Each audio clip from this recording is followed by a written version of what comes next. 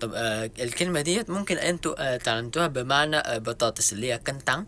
كنتان صح، كنتان بطاطس، او بوتيتو بالانجليزي. بس في معنى تاني في العاصمة، اللي هي معناه عامية عامية يعني. مش هتلاقيها في اي ترجمة يعني في اي كتاب.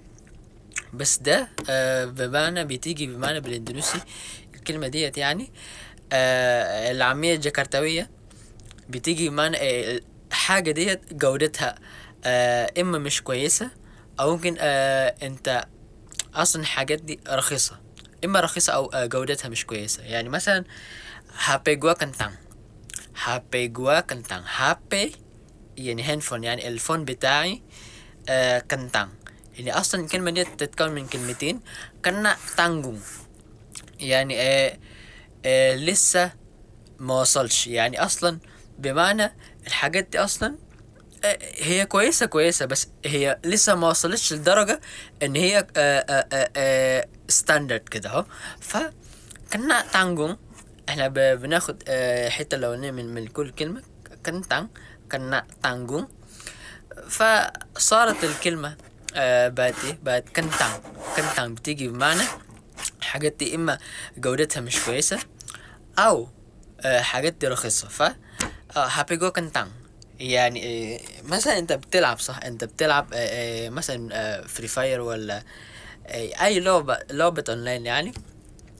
وفي لاج، يعني في لاج في الفون بتاعك. ف يعني انت تقول بالاندونيسي العامية الجاكرتاوية، واه هابيجو كنتان يعني عشان الفون بتاعي جودته مش كويس، يعني جودته مش كويسة. فانا ما اقدرش العب كويس في الفون بتاعي. ف تقول بالاندونيسي HP gua kentang. HP gua kentang. او مثلا لابتوب جوا كنتان. لابتوب جوا كنتان يعني اللابتوب بتاعي كنتان، جودتها مش كويسة، ما وصلتش للستاندرد. فاحنا بنقول كنتان بالنسبة كنتان. كنتان HP gua كنتان، لابتوب جوا كنتان.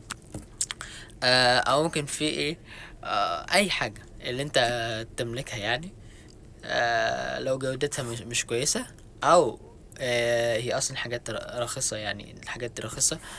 وده يعني ده بيخليك مش بتستمتع مثلا في اللعبة، او في يعني يوزر اكسبيرينس بشكل عام في الجهاز ده ولا في الحاجات دي. فانت بتقول هو كنتان، حبيبي جوا كنتان، لابتوب جوا كنتان كده. والله يا ريت فيديوكم تشتركوا وسبسكرايب. لو في اسئله تانية اكتبوا لي في الكومنتس. لو دي اول مره انتوا عرفتوا الكلمه ديت اكتبوا لي كمان في الكومنتس. يعني عايز اعرف من منكم يعرف المعنى الثاني من هذه الكلمه.